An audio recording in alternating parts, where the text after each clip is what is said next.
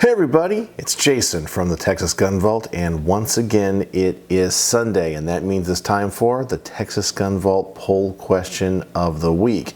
This one is a huge question. There's so much stuff I want to ask and talk about and say that I don't think I'm going to be able to unravel it all. The video would simply be just too long, and I know a lot of people were really interested in this topic because it had so many votes, and it deals with what I think we'll call is the unrest here in the United States and all of the political tensions that have been building, well, not just in the past couple of years, but for many years, and where it's all heading. So with that, let's dive into this week's question and see what you guys have to say about it. For the Texas Gun Vault Question of the Week, number 29, do you feel that America is heading towards a civil war? And if so, do you think it would be violent or an amicable separation? And in the comments, tell me if you are preparing for such an event and thinking about your 2A rights in that context. So as you can see, I'm asking you guys about what you think is going to happen to the United States. We all know that there's so much tension, political strife that's going on, and it really seems like the world is becoming so polarized. It almost seems inevitable. I know there's so many people like myself that we just wish that we could calm everything down and just go, listen, aren't we all playing for the same team?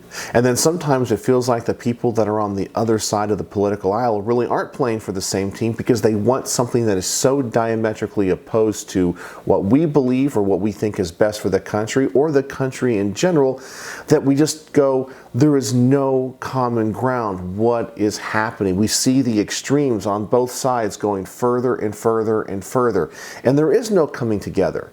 And I guess the word that some people use is tribalism, and just because you're a member of a particular tribe, you feel like you have to support that side 100%. And another thing that always kind of creeps into the political discourse is not just extremism, but people that want to be the first, or the people that want to push the envelope. Every politician wants to be George Washington. Every politician wants to be Abraham Lincoln. Every politician wants to be FDR. And what I mean by that is they want to be the ones that go down in history as the ones that did it, that did something big and great. No politician wants to go in the office and just be a good steward of our rights and our constitutional republic and just fill the potholes and make sure all the lights are on. No politician wants to do that. They want to be the one that implements the next big, great policy that changes the nation for generations to come and go down in history and have their face put on Mount Rushmore. So we get this extreme that once they get into office, we have to be the first to do this. We have to be the first that do that. We have to be the one that finally gets this radical program that 50 years ago nobody ever thought would even be considered American and come into American politics. I have to be the one that's going to do that, regardless of what the outcome is, because what's more important is my legacy, my history, and how people are going to think about me in the future, and not actually what the American people think now. So let's dive into what you guys think might be the inevitable end to all of this. With 930 votes this week, which is pretty big for my polls, we have yes, the U.S. is headed in the direction of a hot civil war, 32%. Then we have yes, but I see a peaceful divorce of the states, 7%. No, but tensions rising with occasional skirmishes and unrest, 41%. And finally, no, this is the usual ebb and flow of politics and hyperbole, 19%. You know, I have to say that I am surprised by this week's poll. A lot of times when it comes to stuff like this, people will vote for what they want to happen versus what they honestly feel. Because sometimes what I want to happen, which I'll explain when we go through each one of these options, might not be the one that I think's actually going to happen, just because the realities of the situation. I only have 4 options this week because I felt that kind of covered the whole gamut of possibilities. But let's go through each one of these and I'll tell you what I think. First, we have, yes, the U.S. is headed in the direction of a hot civil war.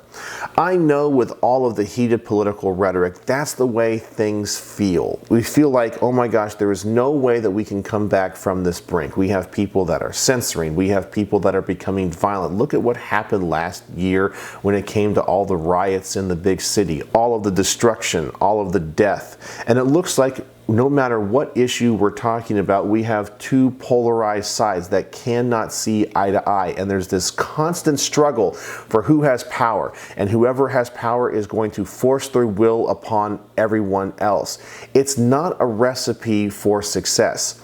Personally, I feel like in the past, and of course sometimes I think we romanticize the past because we either don't remember it or because it's been presented to us through the lens of the media in the past. I know that a lot of people will look back at the 1950s and think, oh my gosh, that was such a wholesome time, but because most of us don't have any memory of the 50s, or we're not alive in the 50s, or if you were, we're still too young to really remember what was going on, there was still a lot of political tension back then. And so sometimes we think that what's going on today is the most important thing. It's the most stressful time or the most disastrous time, or there's the most political strife in history since the Civil War, because everyone knows the Civil War and what happened there. But that doesn't mean it's the actual truth. To quote Rush Limbaugh, he said a lot of people's perception of history begins when they're born. So it's easy to look at today and go, today is the most strife since the Civil War. But you haven't really been alive since the Civil War, so you don't remember what was going on in World War I or World War II, or for me, the 1960s. I know there was a lot of stuff going on in the 1960s. I have no recollection of the 1920s or the 1930s with the Great Depression. So for a lot of people, we think, yes, this must be it. But it's only because we don't have the knowledge and experience. All we know is what we see in the textbook and what has been written down for us to assimilate. But all we can really base it on is what we can experience. So I think there's a lot to that quote, that we think that just because it's happening today and we have the firsthand experience, it must be the greatest, it must be the biggest, it must be the most disastrous, whatever you want to say it is. It's just because we look at history through the lens of our own perception and our own lifetime. Then we have, yes, but I see a peaceful divorce of the states. This is one of those things that I hear talked about a lot. And to be honest with you, this is the one that I kind of hope will happen. I really just don't see how the divide and the split between the states can continue. And of course, I don't want to see anybody hurt. I like peace. I like calm. I still think that as a nation, we can still work together, Texas and California, or the red states in New York, and we can come together on big issues, just like the Founding Fathers envisioned, where we would have a federal government for things like the common defense. But when it came to other issues, we're going to leave everything up to the states. I've heard some people say that we need to break up the country into 5 kind of regional powers. I don't understand why we can't restructure it where we have these regional powers, but there's one federal government that has an extremely limited role, meaning if our nation is attacked, we all pool our resources for national defense. But when it comes to other issues, some of them being social and of course some of them being more fiscal, the states can decide, and we do not rely on other states to fund our financial decisions. So for example, if California wants to implement Medicare for all and include illegal aliens and have all of these social programs, people in Texas, people in Florida should not be on the hook for that. And it allows them to have their own social experiments. This is the way that I really wish it would go, because obviously I don't want to see anybody get hurt. I don't want anybody to die. I don't want any pain or suffering. And I still feel like we could have a functional republic if we had more separation between the states. Now, I know what some of you guys are saying. Well, that's impossible. We have to be together to be the strongest. Well, I don't necessarily look at it that way. And the reason is the United States is very, very populous. We have states that have larger populations than many other countries around the world. If California was a standalone country, I think it would do absolutely fine. Yeah, they'd have to change some of their policies, but if they were able to keep all of the federal taxes that go to Washington, D.C. within the state, I'm sure they'd be fine. What would they be, like the 5th biggest economy in the world? Texas, I think, would be the 7th biggest economy in the world. We can function independently. We could still have free trade among the states. Of course, we have states that produce food. We have some states that are very rich in other natural resources, and that we could still have free trade among the states, but we don't get involved in each other's politics. After all, when it comes to people feeling like their voices are heard at the lower levels is where this should happen. I can tell you that when it comes to the politics of scale, which I believe it was de Montesquieu that talked about the politics of human scale in the United States, when you feel like your voice is not being heard, that's when you begin to have these issues begin to pop up like we had before the Civil War. When you have 436 members of Congress, 100 senators, and 1 president running a nation of 350 million people, there is no way that your voice can be heard. However, it's much easier to contact your state representative, your state senator, or even get a response from your governor, because there's fewer people for them to have to govern over. And even if things don't go your way, you definitely feel like your voice is being heard. And that's why I think the peaceful divorce would be the way to go. Although I don't think that's where we're headed and not what I would have voted for. It's the one that I would have hoped would happen. Then we have no, but tensions rising with occasional skirmishes and unrest. Now this one did get the most amount of votes and probably is the one that I would have voted for. We can see what happened last year. You have all of the riots and protests on both sides. We have what happened on January 6th as well as what happened last summer. Now, as I said, I don't want to see any death or destruction of private property. I don't want to see any of this, but I have a feeling that this is what's going to continue and kind of become the norm. Now, this could be a hotbed and a breeding place for extremism on both sides, because as one group begins to riot, eventually they're going to go after somebody that's going to defend themselves. And the same thing goes for people on the right. They're going to push people away, do things, and eventually someone's going to maybe fire back or swing that punch. It's like watching those videos where 2 people get right up in each other's face and go, "Hit me." And the guys go, "No, you hit me." Eventually, someone actually might take that swing.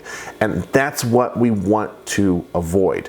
It's really sad that as Americans, we can't come together and say that while we might have different political opinions on social issues, we are still Americans. And I think that's some of the problem too, is that you have one side because they want to be extremists. They want to push the edge. They never want to say, we just conserved what we have, or we made it to this point and we stop. It's just like I talk about anti-gunners. They will never stop. They say, all we want is this one law to be passed, and that's it. Well, we all know that as soon as they get that one law passed, they're going to go further and further and further. Well, we do have one side of the aisle here that doesn't like the American flag. They want to bring in people illegally from other countries, and now there's even talk about allowing those people to vote. Well, how does that make people feel on the other side of the aisle that want to preserve American rights for just Americans? Now, of course, we want a lot of legal immigration. I think it's wonderful that people want to come to this country, but if they just come here and have no vested interest in our country and then get the same rights as everybody else, and of course the right to vote, well, what are they going to vote for? They're going to vote for their best interests, which aren't the interests of the United States. And that's how you can really have a lot of feelings that the government is not working for you, because it's being elected and run by people that don't care about the ultimate outcome and the success of the nation. Then finally we have no. This is the usual ebb and flow of politics and hyperbole. Well, I know that right now all these arguments and debates and all the rhetoric that's going on Facebook and Twitter, which I'm not on Twitter. I heard a story that only about 22% of people are on Twitter here in the United States, which actually kind of surprised me. I thought a lot more people were. I've never even gotten on, never even made an account, because I don't want to go on and read all that trash. But I know that when it comes to all these things, it really feels like so much is going on. But then, as I mentioned before when we started this conversation today, that it might just be the ebb and flow of politics, because we only look at history through the perspective of our own lifetime. We were not around in the 1940s or the 1930s or the 1890s or the 1880s. And so we don't realize that back then there were a lot of tensions. I mean, at one time there was a congressman or a senator, I forgot which, that actually was caned on the floor of Congress because they got into a disagreement with another congressman or senator or something of the like. We would never see that today, but you realize that the tensions back then were probably a little bit more than what they are today, but we forget about it because it's so far removed from our consciousness and our memory. So it might just be the ebb and flow to politics. It's a lot of people speaking in hyperbole, as I said. It's a lot of people talking big. But in the end, when they start to walk up to that line to possibly getting into some fight or disagreement, we all kind of back off and go, you know what? We really do have it pretty darn good here. Let's not mess this up. We are still Americans. And the way that I look at it is my own personal Facebook account. There's a lot of people that will friend me from my real life, and a lot of them feel different politically than I do. A lot of times I will not accept their friend requests, but I always say to everybody, and I kind of purge my friend list from time to time, and I'll make a post and I'll say, while I may unfriend you on Facebook, I'm still your friend in real life. I still respect you and I still respect your views. However, my Facebook is for food and dog memes and funny stuff. I'm not there to talk politics. I will never degrade you. But if you are posting stuff that denigrates my positions or my political beliefs or makes me feel like you don't care about me, I'm going to unfriend you. But I also know that's just you speaking out of frustration, and you probably don't hate me. But it's probably best that we don't see each other's social posts, because I don't post anything political on my personal Facebook account.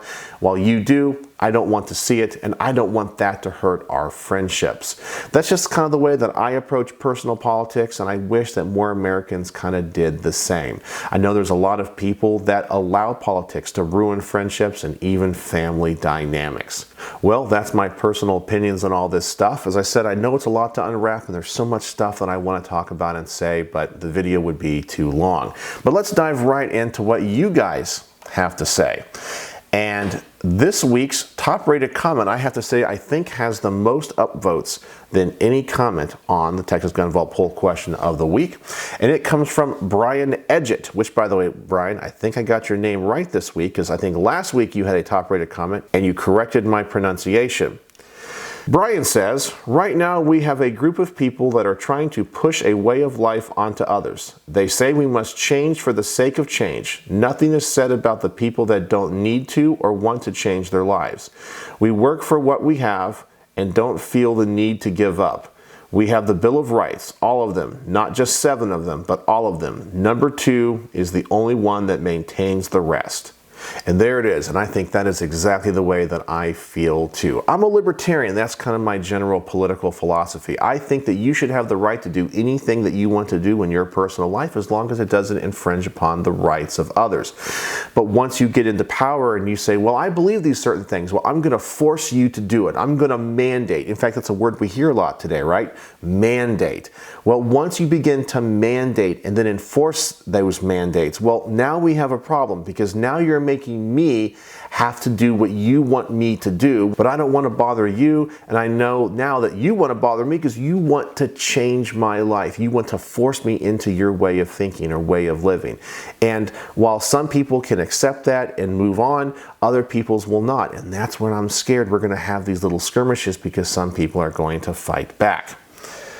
Then our next rated comment with 15 thumbs up, we have Jay, who says, I think we're in a cold civil war right now. And I know a lot of people echo that sentiment. I personally do. Look at all the censorship that's going online. Honestly, it's really, really scary. All the stuff that's going on in the world right now that people don't learn from history. I have very strong political opinions. However, I believe that if somebody believes and wants to say things differently than I do, they have the right, and I will defend that right. I don't want to silence them in public spaces. I can completely disagree with them, and if I don't want to hear it, like I said with my personal Facebook account, I can avoid it. If people are out in the public square saying, guns are bad, guns are evil, we should take all guns, well, you guys know that I completely disagree with that. However, I believe they should be allowed to say it. I don't believe that I should use the power of government or have a company under my influence censor them. They have the right to say it, because as long as they feel like their voices are being heard, we can still have dialogue and we can still have conversations and hopefully come to some type of understanding, and we move along together as a nation. Then we have Mitiko, who says, people glamorize and want war until they see a loved one become a casualty. War is hell. Anyone who does not do anything in their power to avoid war and reconcile through peaceful means is just as foolish as those who steal freedom. And I completely agree here. And hopefully, I think a majority of people realize that. We all talk, we all have a big game. You know, we all say, we're going to do this. We all know in the Second Amendment community, we have the I will not comply crowd. We have the, what do they call them? The Boogaloo boys and all that kind of stuff. But also we have people on the other side that says, well, if a certain politician, if Orange Man gets reelected, we're going to do this. We're going to burn the cities down. But I think when it really comes down to it, we all talk a big game, and then we go, is it really worth it? We sure do have it pretty good. Let's try to settle things peacefully. And who knows, maybe through the prism of history, and if we really look at history, war kind of is inevitable. I personally think it's a little bit short-sighted of us to think that war can't happen. After all, we have had a civil war. We've had a revolutionary war. In most countries around the world, were founded because of war and turmoil. War is just a natural state of human existence. And for some reason, we like to think that we're above it, that because we've learned so much and experienced so much as a civilization, we can avoid it. But inevitably, I think war is going to happen. Will it happen in our lifetimes? I sure hope not, and we want to stave it off and avoid it as much as possible. I think it is an inevitability of just being human, but I completely agree with this statement. We want to avoid it at all costs. I do not want any harm to come to those that are my political adversaries, shall I say. I want them to live happy. I want them to live a peaceful life and a prosperous life. And while it might not be the life that I think they should be living, it is their right to do so, and I want no harm to come to them, as I hope they want no harm to come to me. Then we have Gort, who says, the country has become so polarized with gun rights being a scapegoat for crime from the left. While it isn't impossible, I don't see civil war happening. However, I could see red states defending gun rights to the point of a blue federal administration threatening armed intervention. There may be no bigger test of the Constitution than this going forward. You know, I really like this comment too, because it's another comment talking about avoiding a civil war, avoiding conflict and avoiding death. But I do agree that probably the impetus for any type of an armed insurrection or an armed civil war or a hot civil war will definitely be the will of people of one political persuasion using arms to enforce the will upon others. We know that usually is the catalyst for things like the American Revolution. And it's kind of funny when it comes to gun rights that they hate guns, or gun controllers hate guns so much. They should be eradicated. But in order to enforce our anti-gun edicts, we're going to send armed people with guns that can kill you to enforce those. Because we hate guns so much, we're going to arm up and take your guns. What? I thought you hated guns, but that doesn't make, it doesn't have to make sense, I guess. And then finally, we have Joe Morgan, who says, think we won't divorce, but honestly, we should sometimes. It's like having an abusive spouse that lies, cheats, and steals, then says it's your fault, but all answers need the Second Amendment to be free. And I agree with him completely. The Second Amendment, I think, is the most important thing. And I think as long as the Second Amendment is intact and we have a well-armed society, while we might have skirmishes from time to time, we might have riots and protests from time to time, I don't think the nation will break itself apart because it prevents one political side from enforcing their will completely on the other, because the other side is armed. And as the saying goes, an armed society is a polite society. And so the fact that the American people are tooled up actually prevents a civil war from happening, and I hope that's the case. So there you go. Kind of a long one this week, a very controversial one. There was so much for us to unwrap and talk about. I was really curious what you guys had to say, and I have to say the poll results really surprised me. I thought people were going to vote for the hot Civil War a lot more than they did, because I know it's what a lot of people want. But I'm glad that cooler heads are prevailing, and being that this is a Second Amendment channel and people had this response, it actually gives me a lot of hope that the nation will remain prosperous and remain peaceful, which of course I hope all Americans want as well, even if they disagree with people that would watch this channel. And it's all about having a peaceful and prosperous society. And as I said, I hope it's what we all want for each other. And there we go. That is the Texas Gun Vault poll question of the week. If you guys wish to participate in next week's poll, please go to the community tab of my channel. It will be posted there. I will also put a link in the description below. Please go over there, vote, comment, and like other people's comments so we can get the top rated comment of the week. I love interacting with you guys, and I love making these every Sunday. As I said, thank you for watching, and I hope you guys felt that this was kind of enlightening, especially because this is a very important topic for what's going on here in American politics and probably around the world. So I look forward to seeing your comments in the comments section below. And as always, thanks for watching.